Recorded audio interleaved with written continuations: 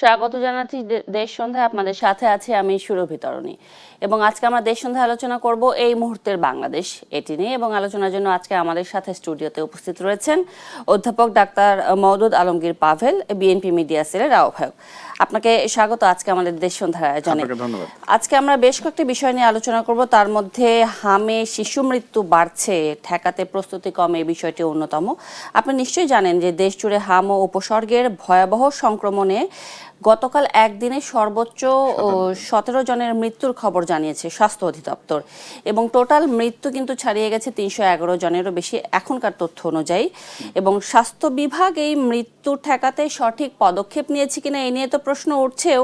সেই সাথে আরও একটি বিষয় যুক্ত করতে চাই, ইউনিসেফ বহু আগেই ইন্টারিম গভর্নমেন্টকে সতর্ক করেছিল যে হামের প্রাদুর্ভাব ছড়িয়ে পড়তে পারে। আসলে মওদুদ আলমগীর পাভেল, আসলে দায়টা কার? আর দায় যদি কারো থেকেই থাকে তাহলে বিচারটা করবে কে? ধন্যবাদ। আমার মনে হয় যে খুবই একটা যৌক্তিক বিষয় এবং আমাদের জন্য একটা ভয়াবহ একটা অশনি সংকেতের মধ্য দিয়ে পার হচ্ছে আমরা। সেটা হচ্ছে যে হামের প্রাদুর্ভাব এবং তার সাথে সাথে মৃত্যুর ঘটনা। এখানে কয়েকটা জিনিস একটা লক্ষ্য করবার আছে। আমরা বলতেই পারি এখানে দায়ের প্রশ্নটা অবশ্যই আছে, কিন্তু দায়ের আগে আমার মনে হয় যে এই মুহূর্তে করণীয়টা নিয়ে বোধহয় আমরা একটু বেশি কথা বলি, তারপরে দায়ের ব্যাপারটা তো ঠিক একটা অন্য জায়গাতে আছে। প্রথমটা হলো যে হামের মৃত্যু, এটা একটা বড় বিষয়। সেটা হলো যে হামের মৃত্যু কিন্তু এর আগে সেরকমভাবে ছিল না, যেটা শিশু মৃত্যুর যে ঘটনাগুলো ঘটছে।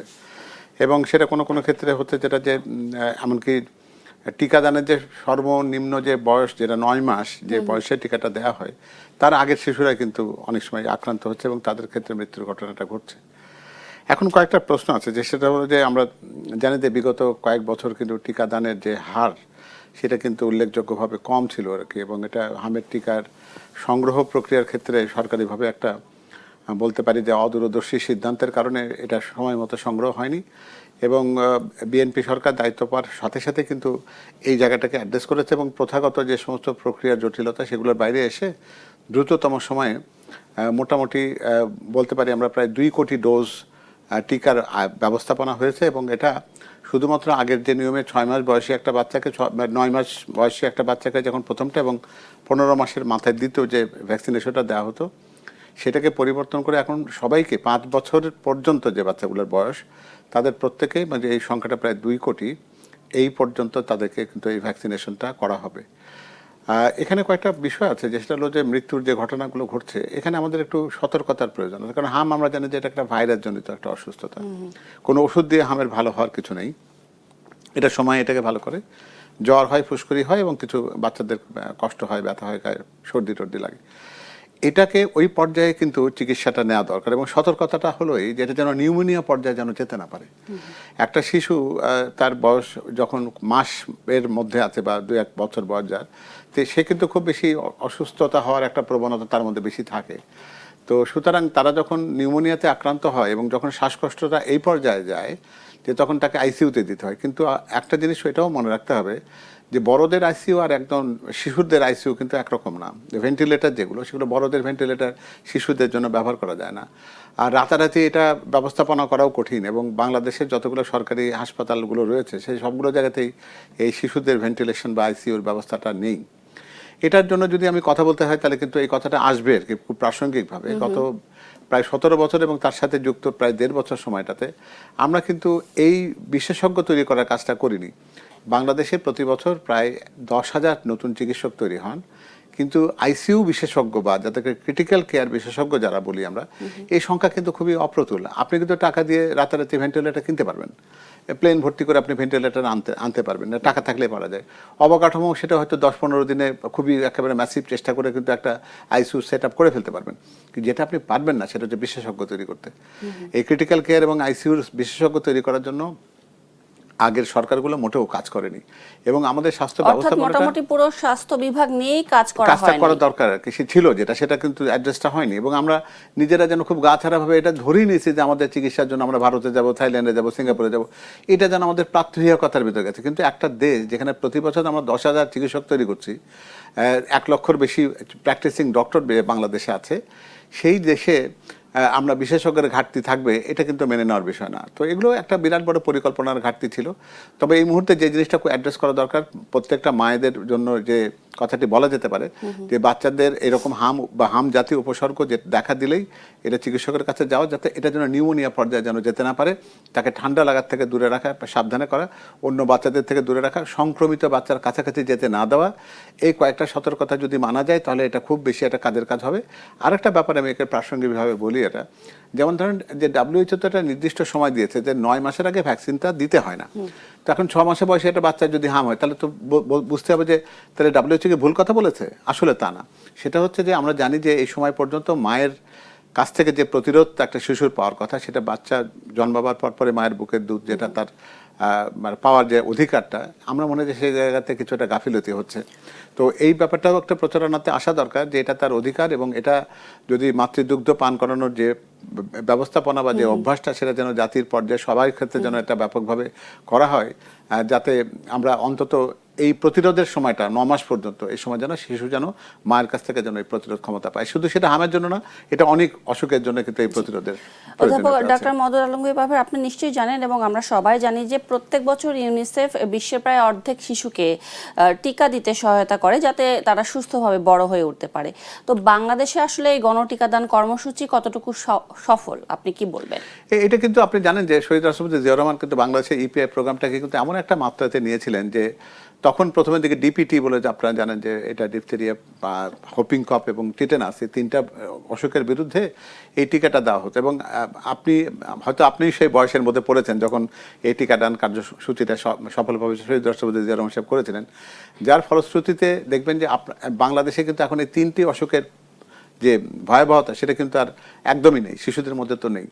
কিন্তু পরবর্তী পর্যায়ে এই ইপিআই প্রোগ্রামটাতে আরও নতুন নতুন অনেকগুলো ভ্যাকসিনের সাথে সংযুক্ত হয়েছে, যার মধ্যে হামও একটা অন্যতম ছিল, টিউবারকুলোসিসের একটা ভ্যাকসিনেশন তার সাথে যুক্ত হয়েছিল, এবং আরও কয়েকটা আছে। কিন্তু যে কোনো কারণেই হোক, এই টিকাদানের যে সমন্বিত টিকাদান প্রোগ্রাম, যেটাকে ইপিআই বলছি আমরা, সেটার ব্যাপারে কিন্তু সেই গুরুত্বটা বরাবর আগের মতো রাখা সম্ভব হয়নি বা রাখা হয়নি কোনো কারণে। সেটার গাফিলতিটা কি পূর্ববর্তী সরকার কোনোভাবে দায়ী? হ্যাঁ, নিশ্চয়ই আলোচনা এসেছে যে পূর্ববর্তী সরকার দেশের টিকা আনতে ব্যর্থ হয়েছিল এবং টিকা কেনার পদ্ধতিও নাকি তারা পরিবর্তন করেছিল। কেন আসলে? এটা আসলে এক একজনের দৃষ্টিভঙ্গিতে এক এক রকম হয়। আগে যে টিকাদানের প্রোগ্রামের জন্য যে একটা সরকারি একটা বিধি মোতাবেক ব্যবস্থা ছিল, এইচপিএসপি বলে একটা প্রোগ্রাম, তারপর এইচএনএসপিএস বলে আরেকটা প্রোগ্রাম যেটা হয়েছিল, সেগুলো সবগুলোতেই কিন্তু একটা অপারেশন প্ল্যান ভিত্তিক কিন্তু টিকাদান প্রোগ্রামটা হতো, এবং এটা ইউনিসেফ এই কাজে সহায়তা করতো, গ্যাভি এই প্রোগ্রামের সাথে সংযুক্ত ছিল। সবকিছু মিলে কিন্তু এই টিকাদান প্রক্রিয়ার মধ্যে সরকারি একটা ব্যবস্থাপনা ছিল এইরকমই। কিন্তু বিগত সরকারের সময়, ইন্টারিম গভর্নমেন্টের সময় বিশেষ করে, তারা হঠাৎ করে চিন্তা করলো যে টিকাদান পদ্ধতিকে তারা স্বচ্ছ করতে চায়। এই প্রক্রিয়মেন্ট পদ্ধতির মধ্যে তারা ত্রুটি খুঁজে পেয়েছেন, তারা সরাসরি প্রক্রিয়মেন্টের চিন্তা ভাবনা করছিলেন, কিন্তু একটা ব্যবস্থাপনার বিকল্প ভালোভাবে তৈরি হওয়ার আগে পুরনো ব্যবস্থাটা বাতিল করে দেওয়া, এটা বোধহয় ঠিক হয়। কিন্তু ইন্টারিম গভর্নমেন্ট কি ইউনিসেফের সাথে এটি নিয়ে আলোচনা করেছিল? না, ইউনিসেফ তো বাংলাদেশের সকল ক্ষেত্রে, ইউনিসেফের কাজই হচ্ছে সরকারকে এই যেটা বিশেষজ্ঞ সহায়তা প্রদান করা এবং এটা বলা যে আমরা এই কাজে এইভাবে আপনাদেরকে সহায়তা করতে চাই।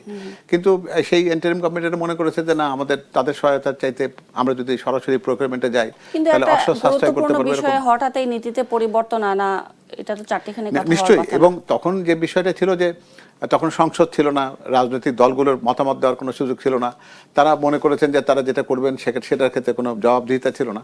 তারা যদি এই ব্যাপারটা নিয়ে যদি আরো একটা বিশেষজ্ঞ পর্যায়ে যদি আলোচনা করতেন, এই যে একটা মানে সবকিছু করে ফেলবো একেবারে সাংঘাতিক রকম ভাবে একটা প্রোঅ্যাক্টিভ একটা অবস্থান থেকে, আমি সব ভালো বুঝি, এই এতটা বোধহয় না চিন্তা করে ওই সবার মতামত নিয়ে যদি করা হতো, এবং তারা যদি এটা বলতেন যে ঠিক আছে আপনি যেতে চান আস্তে আস্তে যান, কিন্তু পিছনের পদ্ধতি যেটা আপনাকে অন্তত টিকার ক্ষেত্রে একটা ধারাবাহিক সরবরাহ নিশ্চয়তা দিচ্ছিল, সেটাকে হঠাৎ করে বন্ধ করে একটা সিস্টেমে যাবেন না যেখানে হঠাৎ করে আপনি এতগুলো ভ্যাকসিন আপনি জোগাড় করতে পারবেন না। এটা উচিত ছিল সেটা করার, কিন্তু একটা সিস্টেমকে পুরোপুরি বন্ধ করে দিয়ে নতুন সিস্টেম চালু হওয়ার সফলতা দেখার আগে কিন্তু আমরা বিপদের মধ্যে পড়ে গেছি। বিশেষ করে এই যে হামের এই বছরে যে প্রাদুর্ভাব আমরা খেয়াল করলাম, লক্ষ্য করলাম, এবং ভয়াবহ যে অবস্থা, আসলে সরকারি সহযোগিতা না থাকলেই সম্ভাব্য কোনো স্বাস্থ্য সংকটই মোকাবিলা করা সম্ভব নয়। সেদিক থেকে আপনি বলেন যে গবেষণার ব্যাপারটি অবহেলিত হচ্ছে, এবং আমরা নিজেরাও গণমাধ্যমে দেখেছি যে স্বাস্থ্য খাতের যে করুণ অবস্থা, বিশেষ করে সরকারি হসপিটালগুলোতে খুবই করুণ অবস্থা। আসলে এটি খুব শীঘ্রই কি এখান থেকে বের হয়ে আসা সম্ভব? একটু কঠিন আমার মনে হয়, এখানে স্বল্প মধ্য দীর্ঘমেয়াদী পরিকল্পনার দিকে যাওয়া দরকার এবং আমাদের নিড কিংবা বেস। সামনে আসছে বাজেটে, হ্যাঁ, সেই নিয়ে এটার সরকার কি ব্যবস্থাপনা তো ভাবছে? থাকবে, কারণ একটা জিনিস তো আমরা বুঝছি যে এগুলো সমস্ত প্রতিরোধমূলক ব্যবস্থা। এই হামের টিকাটা কিন্তু চিকিৎসা নয়, এটা কিন্তু প্রতিরোধমূলক একটা ব্যবস্থা। যার হাম হয়েছে তাকেও এটা দেওয়া হয়, যার হয়নি তাকেও তো দিচ্ছি আমরা। এই ভ্যাকসিনেশন প্রোগ্রামের মধ্যে তো সবাই আসবে।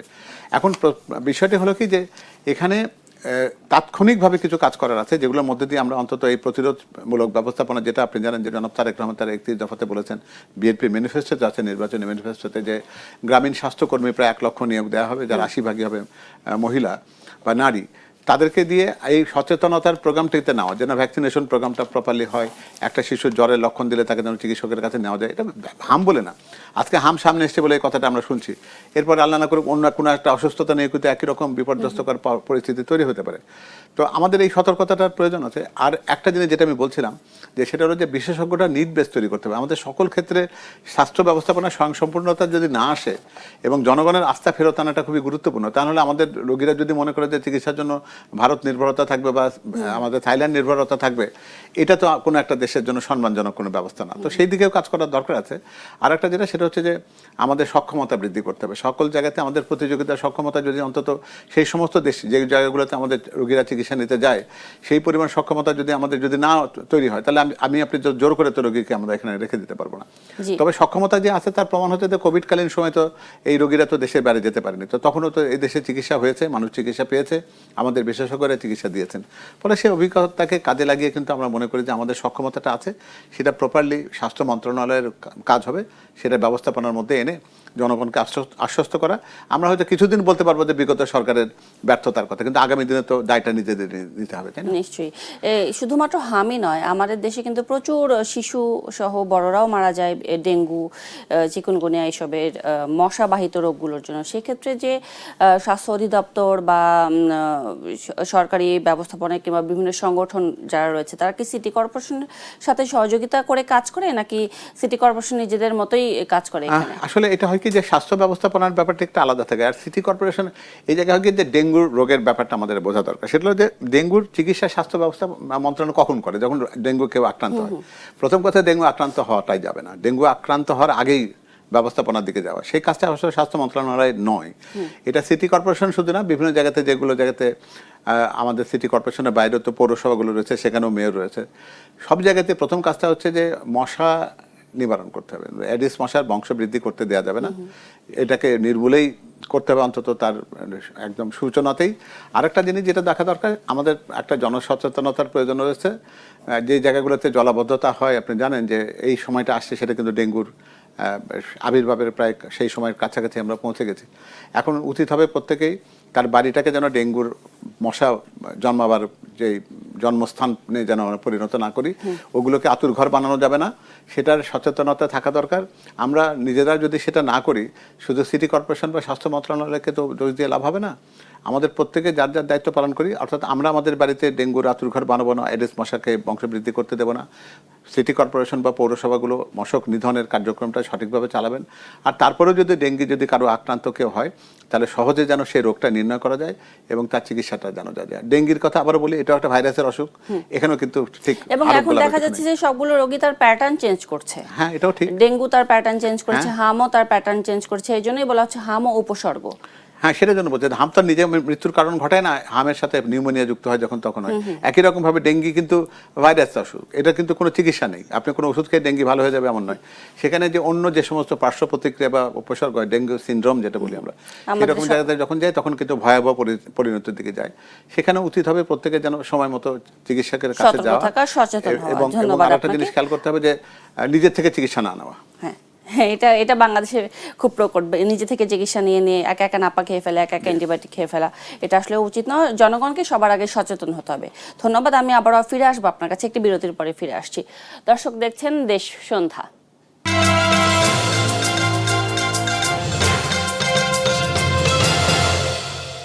আবারও আমন্ত্রণ জানাচ্ছি দেশ সন্ধ্যায়। আজকে আমরা দেশ সন্ধ্যায় কথা বলছি এই মুহূর্তের বাংলাদেশ, এই বিষয়টি নিয়ে, এবং আলোচনায় আমাদের সাথে কথা বলার জন্য আছেন অধ্যাপক ডাক্তার মওদুদ আলমগীর পাফেল।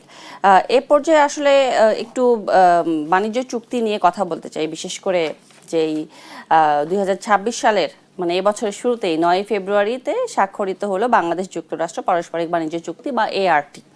আসলে বাংলাদেশের জন্য এখানে দেখতে পাওয়া যাচ্ছে যে 131টা শর্ত রয়েছে এবং যুক্তরাষ্ট্রের জন্য মাত্র রয়েছে 6টি শর্ত, এবং এটিকে অনেকেই অসম এবং দাসত্বের চুক্তি বলছে, কেউ কেউ আবার অনেকে বলছেন যে দেশের অর্থনৈতিক সার্বভৌমত্ব এখানে হুমকির মুখে পড়ে গেল। আপনি আসলে এটিকে কিভাবে ব্যাখ্যা করবেন? না, আসলে আপনি যেভাবে বলছিলেন যে একটা বিরাট সংখ্যক চুক্তির বাংলাদেশের পক্ষে বিপক্ষের প্রশ্ন নিয়ে, যেটা আসলে চুক্তি তো এরকম করে কারো পক্ষ বা বিপক্ষের মধ্যে দিয়ে হয় না। সেই চুক্তির ব্যাপারে থাকে যে এই পক্ষের দায় এতটুকু, ওই পক্ষ এটা করবে, এই পক্ষের জন্য এটা একটা দায়, ওই পক্ষের জন্য এটা একটা দায়। এইভাবে চুক্তির প্রত্যেকটা প্যারাগ্রাফেই এরকম করে বিষয়গুলো বর্ণিত থাকে। প্রশ্নটা শুরুটা হয়েছে অন্য জায়গা থেকে, সেটা হলো যে সময়, এটা এই চুক্তি স্বাক্ষরের সময়টা নিয়ে জনগণের একটা প্রশ্ন আছে, থাকাটাই স্বাভাবিক। যেখানে একটা বহু আকাঙ্ক্ষিত একটা জাতীয় নির্বাচন হতে যাচ্ছে 3 দিন পরে, তার আগে এই চুক্তি স্বাক্ষরের ব্যাপারটাকে মানুষ, যে কোনো মানুষই কিন্তু তাড়াহুড়াই বলবে যে এটা কেন করার দরকার ছিল কি। একটা ব্যাপক ভিত্তিক আলোচনা হয়তো হতে পারতো বৃহত্তর পরিসরে, অনেকটা লুকোছাপা করেই মনে হয় এই জিনিসটা করা হলো 9 ফেব্রুয়ারি নির্বাচনের মাত্র কয়েকদিন আগে। এমনকি এটা যদি খুব একটা স্বচ্ছ, খুব একটা বাংলাদেশের জন্য খুব একটা সুবিধাজনক, বাংলাদেশের জন্য খুবই বেশি ফলদায়ক চুক্তি হলেও কিন্তু ওই প্রশ্নটা কিন্তু থেকে যেত সময় নিয়ে আর কি, যে ওই সময়টাতে এটা কেন করতে হবে, যেখানে অন্তর্বর্তী সরকারের তো প্র্যাকটিক্যালি এরকম কোনো দায় বা কিরকম দায়িত্ব নির্ধারণ করে দেয়নি যে এটা করতেই হবে। তো সেটা নিয়ে প্রশ্নটা আছে আর কি, খুব সঙ্গতভাবে। এখন প্রশ্নটা হচ্ছে যে একটা চুক্তি যখন যেখানে আছে, সেই চুক্তির দায়টা কিন্তু পরবর্তী সরকারের কাছে পৌঁছে, এটা সরকারের ধারাবাহিকতাকে অটোমেটিক্যালি আসে। আপনি একটা চুক্তির ভালো মন্দ বা যেটাই বলেন না কেন, সেখানে আমার পক্ষে বা বিপক্ষের বিষয় যেটা, সেটা বিচার বিশ্লেষণের জায়গা তো অবশ্যই আছে। এখানে যে জিনিসটা আমার মনে হয় যে মানে খুব মোটা দাগে আমরা যে কথাটা বলতে পারি এভাবে, সেটা হচ্ছে যে যে জায়গাগুলো আমাদের জন্য একটু অস্বস্তিকর, সেই জায়গাগুলো নিয়ে আলোচনা হতে পারে। আমাদের তো মূল লক্ষ্যটা কি ছিল? লক্ষ্যটা ছিল যে রেসিপ্রোকাল ট্যারিফের ক্ষেত্রে আমরা একটা সুবিধাজনক ব্যবস্থা পাবো, অর্থাৎ এটা যেন অন্য যে সমস্ত দেশ এই সুবিধাটা পেয়েছে, তারাও এরকম চুক্তি করেছে অনেকেই, সেই চুক্তিতে তারা তাদের জন্য আমেরিকার সাথে তাদের ব্যবসার ক্ষেত্রে তারা একটা রেসিপ্রোকাল একটা ট্যারিফটা তাদের জন্য একটা সহনীয় পর্যায়ে নিয়েছে, যেটা অনেক বেশি পরিমাণে ছিল, সেটাতে 20% ছিল, পরবর্তীতে আলোচনা করে এটাকে 19% করেছে এই চুক্তি স্বাক্ষরের পর। প্রশ্নটা হলো যে 1%-এর জন্য আমরা কি বাড়তি সুবিধা পেলাম বা বাড়তি সুবিধা দিলাম, এই বিষয়টা কিন্তু বিশ্লেষণের জায়গাতে অবশ্যই আছে। যেমন আমাদের অর্থমন্ত্রী কিছুক্ষণ আগেই বোধহয় উনি বলেছেন যে যে কোনো একটা সরকার চাইলে পূর্ববর্তী যে কোনো একটা চুক্তি তো এটা বাতিল করে দিতে পারে না, চুক্তি দায়বদ্ধতা থাকে, এটা একটা সরকারের ধারাবাহিকতার একটা অংশ। তবে আমরা যেটা করতে পারি যে যে জায়গাগুলো আমাদের মনে হচ্ছে যে আমরা আমাদের জন্য প্রতিপালন করা আমাদের জন্য কষ্টকর হবে, আমাদের জন্য অসুবিধার হবে, সেগুলো বিবেচনার জায়গা রাখা। যেমন মার্কিন যুক্তরাষ্ট্রের সাথে আমাদের একটা ভৌগোলিক দূরত্ব রয়েছে অনেক বড়, সেই দূরত্ব যদি কখনো কোনো একটা জরুরি কোনো একটা উপকরণ আনা বা পাঠানোর ক্ষেত্রে যদি কোনো একটা জটিলতা তৈরি করে, সেক্ষেত্রে বিকল্প একটা প্রবিধান নিয়ে আলোচনা হতে পারে। কারণ মূল কথাটি হচ্ছে যে আমাদের এই সরকার, যেটা জনাব তারেক রহমান তার প্রতিটি জায়গাতে যেটা অভিব্যক্তি যেটা ব্যক্ত করেছেন, যে সবার আগে বাংলাদেশ, অর্থাৎ বাংলাদেশকে অগ্রগণ্য রেখে যে কোনো বিবেচনাতে আমাদের সামনে রেখে আমরা যে কোনো চুক্তি বা যে কোনো একটা জায়গাতে যাব।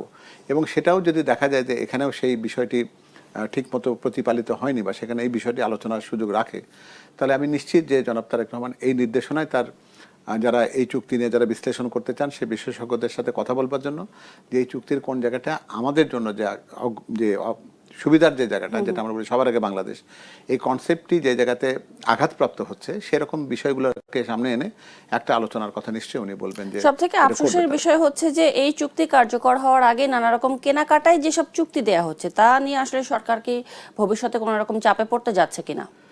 না, এমনিতে আমি জানি না আপনাকে বিমান কেনার চুক্তির কথা বলতে চাইছেন কিনা, সেটা হচ্ছে সবকিছু মিলে হতে পারে। তবে এমনিতে যদি হ্যাঁ, এলএনজির ক্ষেত্রেও একটা আলোচনা কিন্তু এখানে অবশ্যই আছে, সেটা হচ্ছে যে উপসাগরীয় কিংবা হরমুজ প্রণালী নির্ভর যে গ্যাস বা জ্বালানি আমদানির নির্ভরতা আমাদের আছে, সেটাকে একটা বিকল্প জায়গায় আনাটা কিন্তু এই সম্প্রতি যে জ্বালানি সংকটটা হয়েছিল, সেটার প্রেক্ষিতে কিন্তু অটোমেটিক্যালি কিন্তু এসেছে।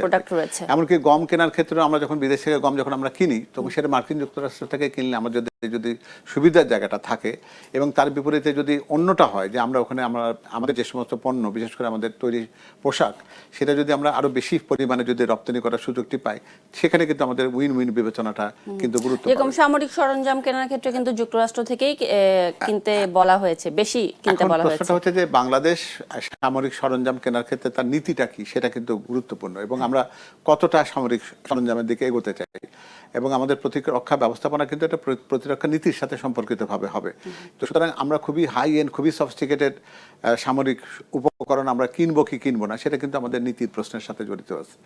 আর যদি আপনি উড়োজাহাজ কেনার কথাটি বলেন, তো পৃথিবীতে ধরেন এই ধরনের উড়োজাহাজ তো দুটি সোর্স থেকে আসে, একটা হচ্ছে বোয়িং আর একটা হচ্ছে এয়ারবাস।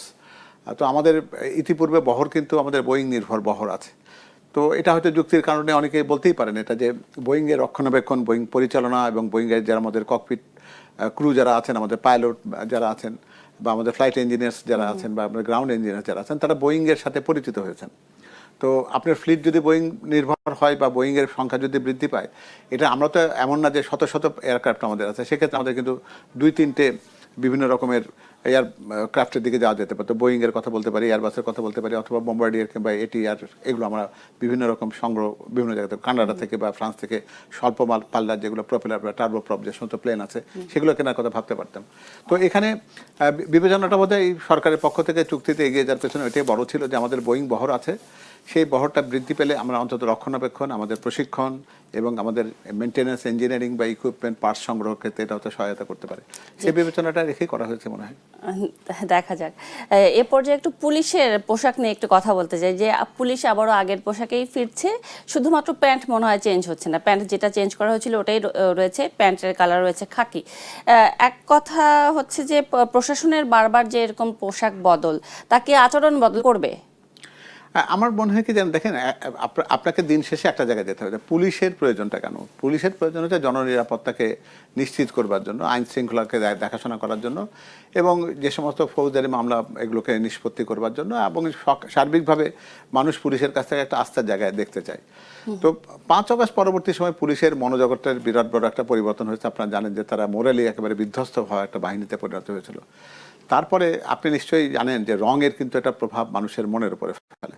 আপনি যদি কারো একটা পোশাকটাকে খুব বেশি বিষাদময় একটা পোশাক দেন, অথবা সেই পোশাকের মধ্যে স্পিরিট প্রকাশিত হয় না, সেটা কিন্তু ইউনিফর্ম বলে না। ইউনিফর্মের কিন্তু একটা মানে আছে, ইউনিফর্ম একটা পারপাসফুল হয়। এটা কিন্তু সত্যিকার সত্যি এরকম না যে আপনি যেমন তেমন করে একটা পোশাক বানিয়ে একটা ইউনিফর্ম বানিয়ে ফেলতে পারেন। প্রত্যেকটা জায়গায়, সে স্কুলের ইউনিফর্ম হোক, একটা বাহিনীর ইউনিফর্ম হোক, কিংবা কোনো একটা বিশেষ ক্ষেত্রে যদি আপনি ইউনিফর্ম হিসেবে, এবং চিকিৎসকদের জন্য সাদা রং, এটা প্রচলিত একটা রঙের জায়গায় গেছে, তারা এপ্রনটা সাদা রঙেরই পরবেন, কারণ এটা শুভ্রতার জন্য, বা নার্সেসদের জন্য ড্রেসের ক্ষেত্রে এটা এরকমভাবে নির্ধারণ করা থাকে। এটা যে পোশাকটা এর আগে ছিল, সেটা কিন্তু তাদের জন্য উজ্জীবিত করবার মতো একটা পোশাক ছিল। কিন্তু এই কালারটা যেটা আমরা নিয়েছি, এই কালারটা কিন্তু অন্ধকারের মধ্যে এটা দেখা যায় না একরকম, এটার উজ্জ্বলতা নেই, এবং এটার ভেতরে একটা বিষাদময়, একটা দেখলে যেন মনে হচ্ছে যে একটা হতাশাগ্রস্ত একটা বাহিনীর জন্য এটা পোশাক নির্বাচন করা হয়েছে।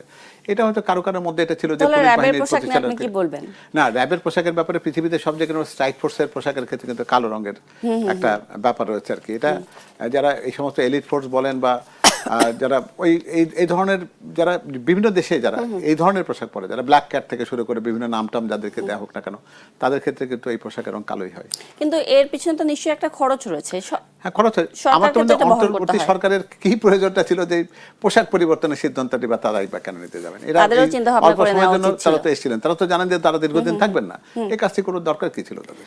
জি, অসংখ্য ধন্যবাদ। আমরা আবারও ফিরে আসবো আপনার কাছে, তবে একটি বিরতির পরে আবারও ফিরতে চাই। দর্শক দেখছেন দেশ সন্ধ্যা।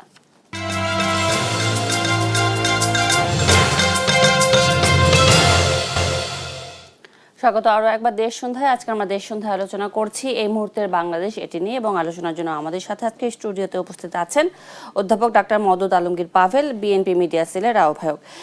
এ পর্যায়ে একটু পশ্চিমবঙ্গ বিধানসভা নির্বাচন নিয়ে আলোচনা করতেই হয়। আলোচনা করে আমরা শেষ করে দিব যে এই বিধানসভা নির্বাচন নিয়ে বেশ কিছু পরিবর্তন আমরা এবার দেখতে পেলাম। গতকাল থেকে দেখতে পাচ্ছি যে ভারতের স্বাধীনতার পর প্রথম সরকার পরিচালনার সুযোগ পেল বিজেপি, এবং কেউ কেউ বলছেন যে উত্তর ভারতের কাছে বাঙালিত্ব কোণঠাসা হলো। আপনি কি মনে করেন?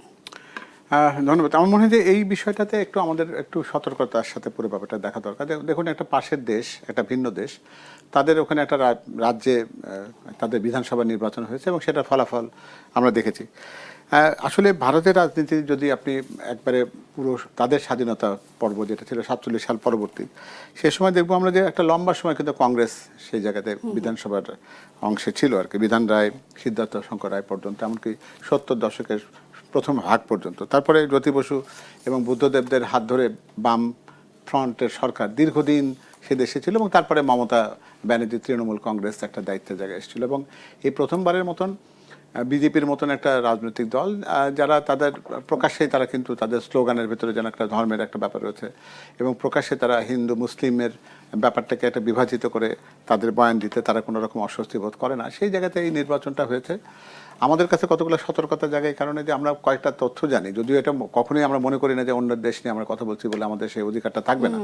এটা হলো যে এই নির্বাচনের আগে প্রায় 91 লক্ষ ভোটারের ক্ষেত্রে যে তাদের এসএসআর বলে একটা নতুন পদ্ধতির ভেতর দিয়ে তাদের ভোটার তালিকা শুদ্ধিকরণের নামে তারা কিন্তু দেখা যাচ্ছে যে এটা মূলত মুসলিম ভোট এবং মতুয়া সম্প্রদায় যেটা আছে তাদেরকে কিন্তু এই ভোটের বাইরে রাখা হয়েছে। এই নির্বাচনে তাদের ভোটার তালিকায় তারা অন্তর্ভুক্ত হন। এটা কি তৃণমূলের জন্য সবথেকে বড় কারণ? এটা হতে পারে, আমরা বলতে চাই না যে তারা কাকে ভোট দিত, আমাদের কাছে সেই প্রশ্নটি বিবেচনা হচ্ছে যে তারা যে কারণে ভোটের অধিকার থেকে তাদেরকে বঞ্চিত করা হয়েছে এখন না যেন তাদেরকে সেই নাগরিকত্বের বিষয়টা যেন এখানে না চলে আসে, যে অর্থাৎ তারা যেহেতু ভোটার তালিকাতে অন্তর্ভুক্ত হয়নি ফলে তাদের নাগরিকত্ব কতটা প্রশ্নবিদ্ধ এবং তাদেরকে যদি পুশইন করার একটা পরিকল্পনা থাকে তাহলে দেশ হিসেবে আমাদের সতর্ক হওয়ার অবশ্যই প্রয়োজন রয়েছে এবং এই কনসার্নটা কিন্তু ভারতকে আমাদের পক্ষ থেকে জানানো দরকার। আপনি কিভাবে বিবেচনা করবেন? হ্যাঁ, এটা হলো পরিষ্কারভাবে আমাদের দলের দেশের পক্ষ থেকে জানানো উচিত যে আমরা কিন্তু এই ব্যাপারটাতে কনসার্ন রয়েছি যে ব্যক্তিটি দীর্ঘদিন ধরে ভারতে বসবাস করছে তাকে যেন কোনো ছোট নাতা করে তাদের কেন পুশইন করার মতন একটা এই ধরনের সিদ্ধান্তের মধ্যে দিয়ে যেন পারস্পরিক সম্পর্কটাকে নষ্ট না করে, কারণ